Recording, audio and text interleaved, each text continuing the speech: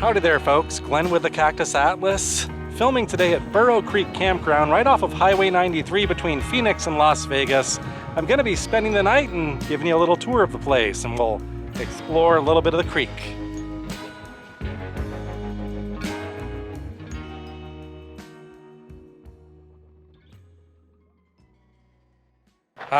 So I arrived here at Burrow Creek Campground. We've been here a couple times before on the Cactus Atlas. If you've been watching throughout the years, I've stopped here a couple times between Phoenix and Vegas just to scope it out and to get some footage of that bridge right there. You might remember some of that drone footage we got at the end of another road trip last year. Well, I had to come back and film here. I said I would, and here I am. And now, for the first time in my life and on the Cactus Atlas, we get to spend the night here and enjoy that fantastic view. It's even better here now that I planted my roots for the night. Well, we have a lot to unpack and explore. There's quite a bit to this campground and the facilities here. It's a beautiful place, I'll already tell you that. But why don't we start with my site that I chose for the night, Site 16, and I'll show you some of the amenities you get should you choose to spend the night here. So it's kind of a self-pay situation. You fill out an envelope, put some info, and $14 is the current price. So I just threw cash in there, a 10 and 4 ones, and went about my way. And then they give you a little tag you rip off to hang in the windshield of your vehicle. Most of the sites that I've seen so far have pretty sizable driveways where if you can get your rig down some of these little narrow side streets, some of these driveways would accommodate pretty large vehicles. Mine, you'd have to back in just like I did with my truck here at Site 16. You could probably get 2 large vehicles side by side in this particular lot.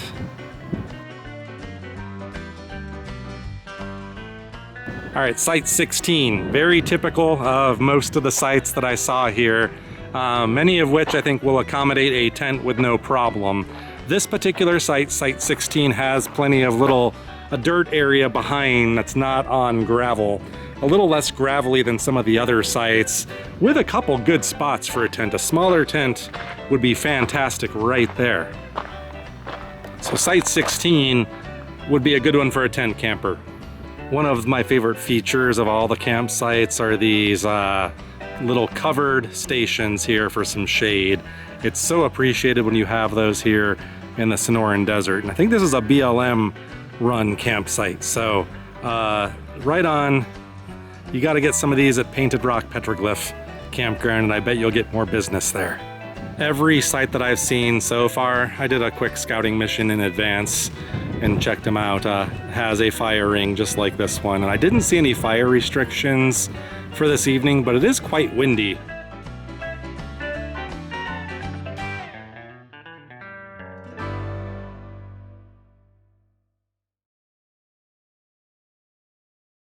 So from what I've seen so far, this is a good specimen, a good example of what you can expect on the average here at the sites as we walk around. And what I want to do to get started is my site's kind of centrally located in the campground. The entrance is down that ways, and there's like a little garden down there. It's really pretty. So we are going to go explore the whole thing, but a lot of the sites are right here smack dab in the center, and for whatever reason nobody's picked any of these. They're on the outskirts, maybe because those are the better sites.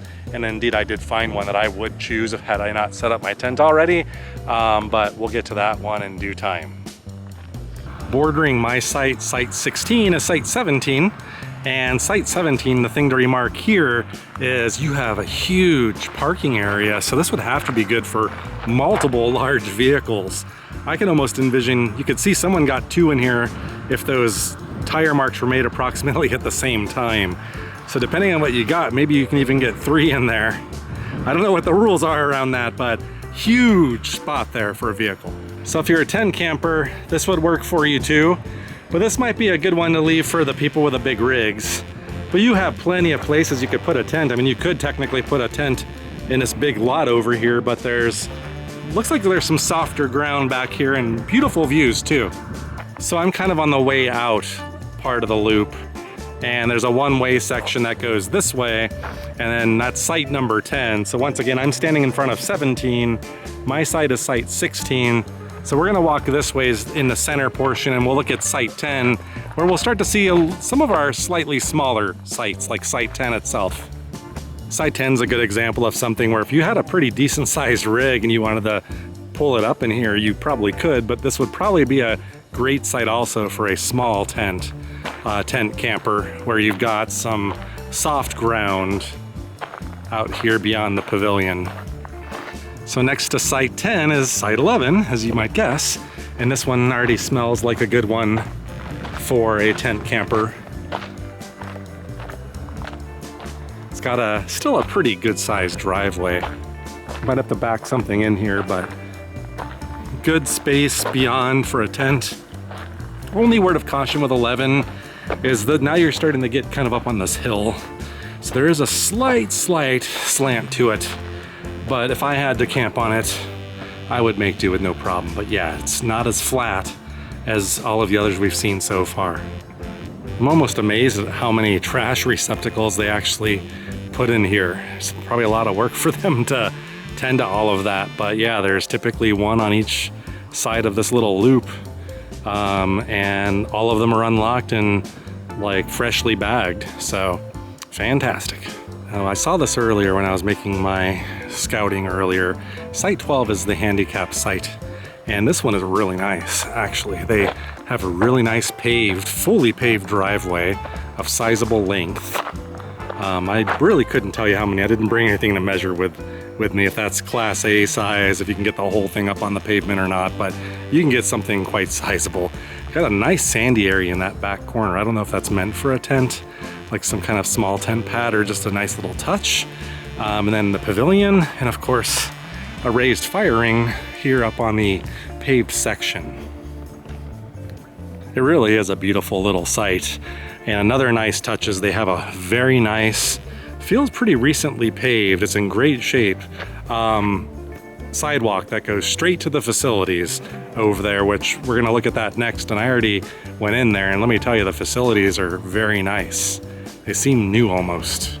It is just one of those nicely manicured and very nicely designed campgrounds. So kudos to whoever chose this layout and all of the nice touches. The facility and how nice this place is not lost on me, trust me. This is one of 2 bathroom facilities that have running water. So you got flushing toilets and sinks here. We'll of course look at the men's. We're not gonna go into the ladies' restroom, but as usual, my favorite time of the show. God, my least favorite. But I gotta do my job, my reporting. Okay, so here's the men's room. And there's nobody here. And what I remarked on coming in here is how clean and how new it seems. I can't tell you if it really is new, but I mean, I don't know if they recently cleaned, but there's no spider webs, there's no flies, bugs like we'd normally have in a place like this. It is like virtually spotless in here, and I love the bricks. I was in the other restroom also, so I can tell you they were equally clean. I would say, like, whoever's taking care of this, like, kudos, like seriously. I don't know if it's the host or who does all of this work, but fantastic restrooms. I would say the best restrooms of 2024. I can say that one for sure. The last few campgrounds I've camped at haven't had running water, so it's a nice touch when you aren't used to it. All right, so the cleanest restrooms of 2024 here at Burrow Creek Campground. We'll see if anybody can beat it. All right, so we're kind of on the part where the loop turns and goes back towards the front over here, and eventually you'll see site number 7. And site 7, I think, is the best site that I've had the opportunity to take a look at yet today. It does show as available tonight, but it is reserved in upcoming days. But you're right up where the creek is. You can't really see the creek very well here, but I bet you there's water in there for sure this time of the year. I like 7 also because of its seclusion. I would set my tent up right here, to be honest. You know, probably kind of away from that ring, but the nice thing I like about 7, maybe even more than the potential birding opportunities, since I haven't really gotten into that yet, is just the view of the bridge. I would say the best view of the bridge that I've seen so far. Not saying it's the best because I haven't seen every site, but thus far on the tour, I would say this is probably your best view, best real estate on the journey. So keep that in mind if you're shopping around. Site number 7. One word of caution maybe is the driveway's a little rutted. You see that water flows through here, so it gets kind of bumpy there.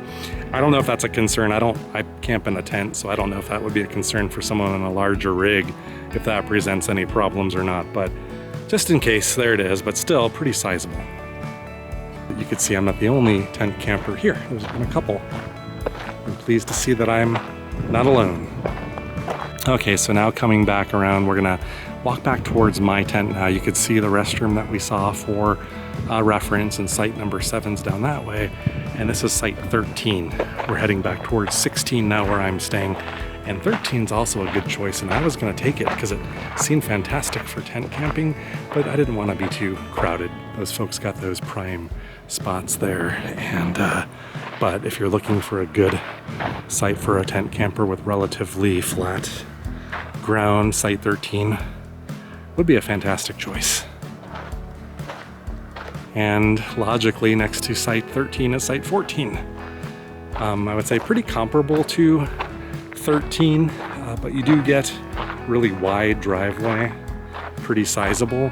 Only complaint I would have is as you start to go this way, where you might want to pitch a tent or something down there, it does start to get slanted as you're kind of on a hill. So if you're in a tent, I would say you could make do here. You could probably put it there, it's a little more level. You could even probably pitch it here if you have a setup like mine where the rocks aren't going to bug you if you're off the ground, but it would make do in a pinch. I'd also remark the 13 and 14 are not too far off from the front row seats. Then I see people there with little magnifying like binoculars and stuff like that, scanning the cliffs right now as we speak. So must be fun. Might be something we need to take up here on the Cactus Atlas. My point is 13 and 14 might be a good backup with views to the tops of the cliffs. We're now nearing my spot again, site 16, but to get there we have to cross site 15, my nearest neighbor. 15 has, I assume, this long driveway as part of 15. So, and like I said, I'm sure you can get really big rigs in just about all of these, and other than that, I would say 15, maybe it's better suited for a large rig because there's really not a good spot for tent campers other than like right here, trending very close to my campsite. So I don't want you to camp here if I'm camping over there. So I would say 15, I'm gonna call it really good for a large rig. Tent camper would work, but maybe keep it open for the bigger trucks.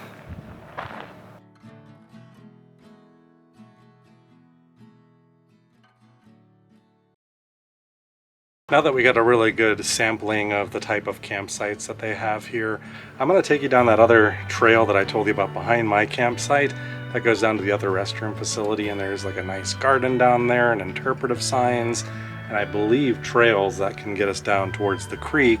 So I at least want to go get a couple shots down there now in the late afternoon, and then we'll come back up here and chill for a little bit and see where the evening goes.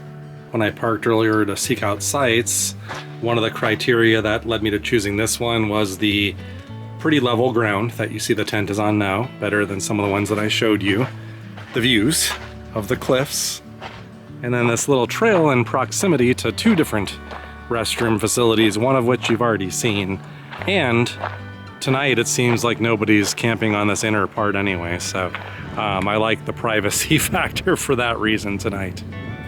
But this is nice. You get access to a lot of other spots right here off the site here at site 16. So I'm quite pleased with site 16 now that I've walked around. I think I got one of the better ones, even though I didn't get 7.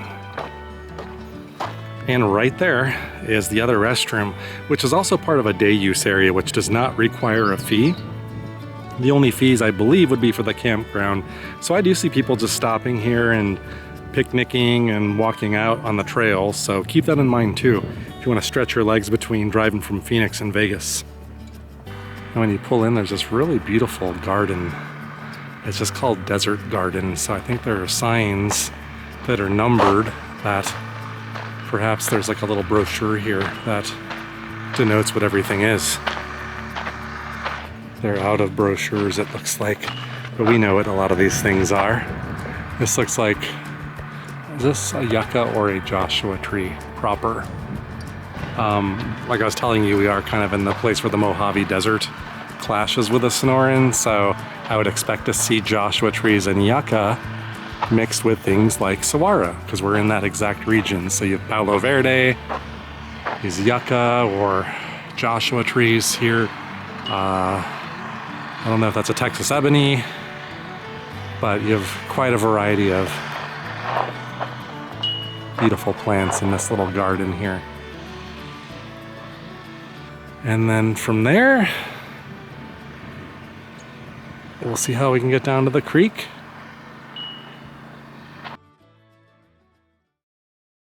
You don't really know how shady and how lush Arizona can get until you find a little creek hidden away like this. Trying to be very careful here where I'm walking here because you can't really see. It's pretty thick. Vegetation gets very thick back here. All right, I think we're hopefully getting to the cleared out spot. Wow, Burrow Creek up close, my first time. I didn't realize how sizable this thing is. I could have totally brought my kayak on this adventure and paddled probably up to the bridge, I bet. What a missed opportunity that would be if I'm right. This is fantastic. This is far exceeds what I thought we were gonna see. I thought we were just gonna see pools of water, like rocky, kind of like out in the middle out there, but like all uniform, but you could see it's kind of slimy and stuff in there. So there's probably water in here a good chunk of the year. Like I said, we're about an hour from sunset, but because we're like behind these large cliffs, sun sets for us a lot sooner. So for all intents and purposes, we're permanently in the shade, and that's the last sunlight you're gonna see is on the top of those cliffs.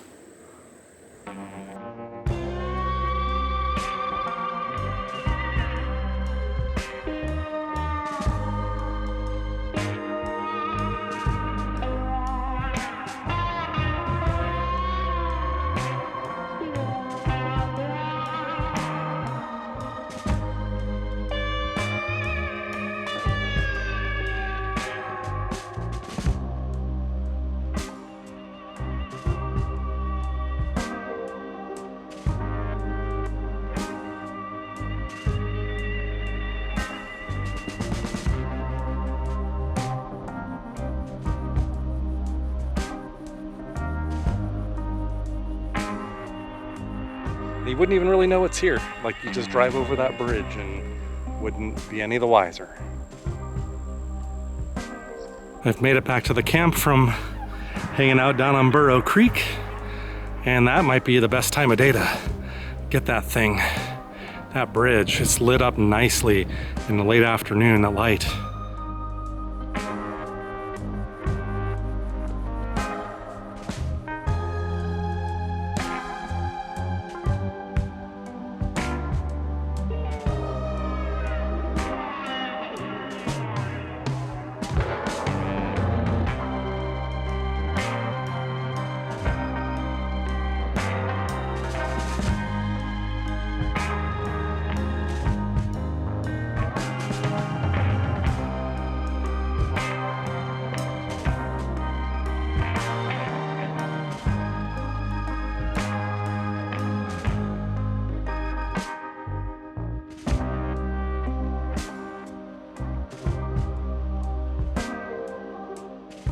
All right, time for me to hit the road. On to the next spot. Hope you enjoyed camping with me on this episode and you learned something about another very beautiful developed campground here in Arizona. If you like this video, please subscribe if you haven't already. Like the video and then tell your friends. And we'll have another video for you next week, so be sure to check back then and see you then.